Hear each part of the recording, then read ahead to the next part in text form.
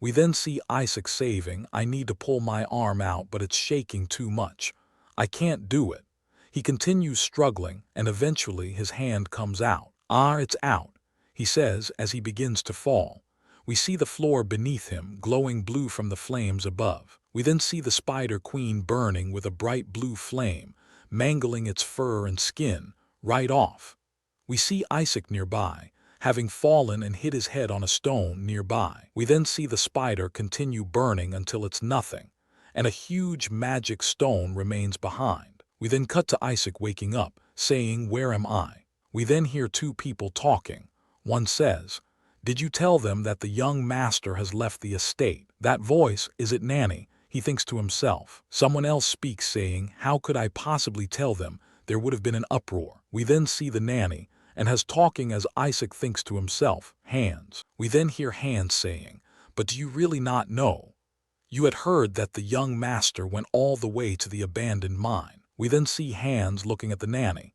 His expression was tense with worry. The nanny replied, "I don't know. A local hunter guided him there, but since then he's been out hunting himself, so he doesn't know either."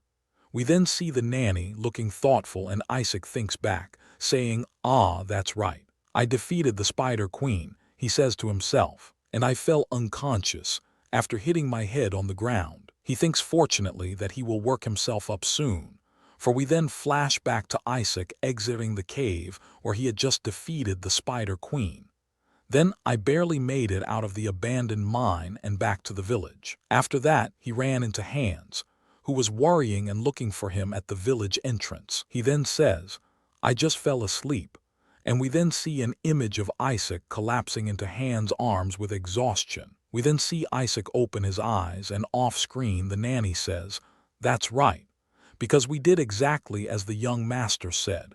Hinder is completely cured." Hans then replies, "Ha, that's just how the young master is. It's true that he's become sensitive after the mana explosion. But where would his good heart go?" We then see a flustered Issac in bed, sitting silently from embarrassment, looking like a cute child. Issac then sits up, saying, "Hans," and both the nanny and Hans turn to him with cheerful gazes. Hans then says, "Oh, young master, you are awake." Issac asks how long I was asleep, and Hans replies, "You slept for half a day. Are you feeling okay?" Issac then replies, "I'm fine, it's bearable." The nanny then exclaims in worry, "What do you mean bearable?" We then see the nanny with visible shock and worry on her face, clearly concerned for our MC. We then hear someone say, "Why did you go to such a dangerous place alone?" We see Issac. He sits quietly for a moment before coming up with a lie saying, "I just fell while trying to gather some nearby herbs." We then see him thinking to himself, saying, "Even if I told them that a 12-year-old kid had killed a monster, they'd think I'm spouting nonsense." We then see Issac changes the subject, asking how Hinder is doing. The nanny then replies, "Thanks to the herbs you gave him, he's gotten much better." Issac then says, "That's a relief." He looked up toward the sky with a smile, then thought to himself, "It's better to keep the magic poisoning a secret as well." He thinks that if the higher-ups find out, then scholars will be brought in. We then see two people exploring the cave, as Issac continues to think, and it would be a headache if the winter spider corpses in the abandoned mine were discovered. The Annie then asks Issac, "But how did you know about all those herbs?" And Issac lies again, saying, "I just read a book about them somewhere." Issac then says, "Let's drop the subject. Time to go home." Hans says already it's snowing outside. His look is surprised, mixed with a bit of worry. Issac then says, "If it gets out that I left the estate, it won't end well for you, will it?" To Hans. We then saw Issac glancing at Hans as Hans said, "Ugh," probably preparing to leave. We then see Nanny handing Issac some food, saying, "Oh, take this to young master." As Hans puts on his coat, they are preparing to depart. The nanny says to Issac, "The villagers asked me to give these to you to show our gratitude." We then see the freshly picked apples in the basket. We then see Issac pick up one of the apples, looking at it silently. The apple looks amazing with no imperfections. He then tells the nanny to take another week off to take care of Hinder. He then says, "Wouldn't it be easier to work once Hinder is fully recovered? We can see the supplies she's been using to take care of Hinder on the nearby nightstand. The nanny asks worriedly, "Would that be all right? The head butler won't just stand by." Issac then says, "Who said you could just rest?" He hints that she will do something else for him. Issac then holds the apple up high, looking at the nanny and says, "Make some jam using these apples." The nanny then asks if she wants apple jam, as she faces Issac, and Issac takes a bite out of one of the apples. He then says, "Yes, I'll have that with the wheat bread on the day you return to work." The nanny then asks, "How about some apple pie then?" Issac then nods, chewing the apple, looking at the nanny with a smile. He then says, "Sounds good," and Hgim and Hans prepare to leave. We cut to the next day in the morning, where Issac is running around the garden, exercising. We see him panting heavily and sweating while running. We then learn since that incident, a week has passed. Issac then thinks to himself as he continues to run, and says that his mana vessel has also undergone a transformation. He then continues to think my 3 mana circuits increased by 1, making the total 4 now. His mana vessel stabilized much more, and the number of magic spells he could cast simultaneously went up. He thinks fighting the winter spiders and pushing himself to the limit probably helped. He also thinks that running diligently every day probably contributed a little as well. We then see him running with the trees in the background. He says, "Using magic requires both comprehension and calculation, as well as intuition. It's a task that consumed a considerable amount of mental power. When the body breaks down, the mind breaks down too. Mental power requires physical stamina. The reason he reached his limit so quickly in the abandoned mine was because of his untrained young body. He thinks to himself, in my past life." We then see him and Lucas holding swords training together. He then says that Lucas used to train my stamina. We then see Lucas with a smile on his face as he and Issac sparred together. We then see the head butler outside of Issac's room, saying, "Young master." He says to Issac, "Your regular checkup is scheduled for today." Issac wipes the sweat from his forehead and says, "Oh, it's a head butler." The butler then says, "Greetings, young master. How are you feeling today?" Issac then looks at the man beside the butler, saying, "This is the personal doctor assigned by my father. They say he's the most successful doctor in the neighboring territory."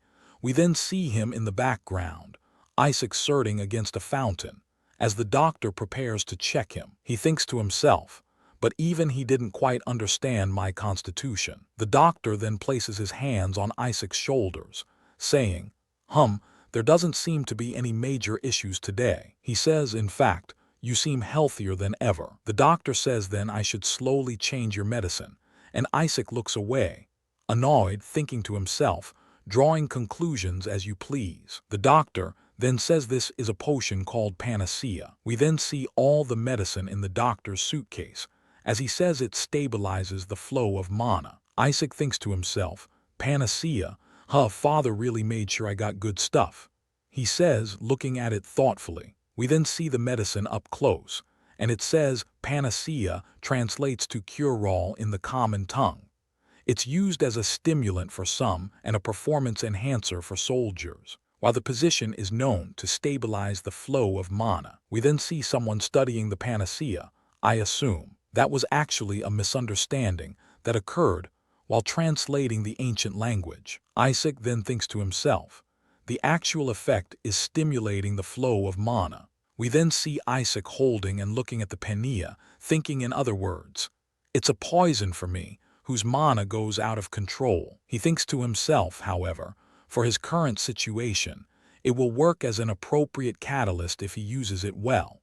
It will help increase his number of mana circuits. We then see Issac glance over at the butler with a calculated, questioning look. Issac asked the butler, "Do you have something to say, Schiller?" he inquired. The butler looks at Issac with a flat look, saying, "You're quite calm today, young master." Issac sits with an annoyed expression, saying, and the butler continues to say, "Don't you normally throw fits over being seen?" The butler continues, "Thanks to that, all the doctors in the direct territory refuse to be your personal doctor." Issac looks up to him with confidence, asking smugly, "So should I have thrown a fit?" The butler looks at Issac silently, thinking to himself. The butler then says, I have heard that you cured the pneumonia of the children in Black Goose Village. And Issac's face visibly tenses. Issac asks you knew what, and the butler says I heard about it from Hans. We can see Issac and the butler in the background talking. Issac then thinks to himself, so you integrated Hans. The butler then says, if this fact becomes public knowledge, the advisory committee won't stay quiet. The butler says he'll let it slide this time. But clearly, our MC is not worried, able to beat the butler if needed. The butler says, from now on, please refrain from yourself. Issac then begins to think to himself, since a long time ago. We then see Issac, looking at the butler with a tense expression as he continues to think. I could never get close to Schiller. He was a consistently dry and unbending head butler. We then see the head butler walking past all the maids, a cold old man who would always keep his distance from others. We then see the head butler take the luggage from Issac's hands, saying, however, if you really can't restrain yourself, at least let's discuss it with me first, he says, showing a soft side. We then see Issac look up at the butler, surprised by his words, thinking to himself, according to what Jonas said right before he died, Schiller, who has served the Goethe family since the previous patriarch, remained in his position until the Goethe household collapsed, and then he lost his life. We then see a picture of Schiller in the background from Issac's past life, standing in the ruined mansion. Issac thinks to himself that he secretly cares a lot. Issac nods, smiling a bit at this newfound side of the head butler, saying, understood, thank you, Schiller. Schiller then says, by the way, have you been running every day lately? Is there any particular reason for it? Issac looks up thoughtfully in contemplation, thinking about something. Issac then revealed his thoughts throughout history. All mages who reached the 5th class or higher had trained their bodies. Then he stood in a majestic pose and said, if it's a body that channels mana, shouldn't it have a suitable level of fitness? It is said that the eldest young master has completely cured the children of Black Goose Village of their pneumonia. We then see the head butler writing a master probably to Issac's father, saying the verification process is complete. He continues, due to the nature of his constitution, it will be a difficult task for the young master to wield magic in the future. We then see the butler continuing to write, with a neutral expression. He continues to say, but I cautiously consider that a path as a scholar or alchemist might be right for him. But we all know Issac is not going with that nonsense. The butler then says, with this, His Excellency will also be relieved of some worry. We then hear someone knock on the door and Schiller looks up, saying, come in. It's one of the maids.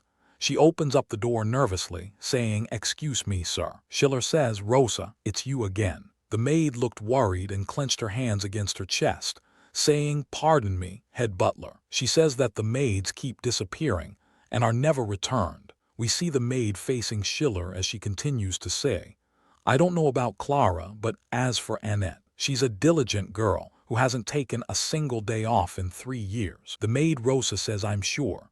Looking nervous, tears are starting to form from her eyes. I'm sure something has happened to her. We then see one of the maids tied up in a dimly lit space.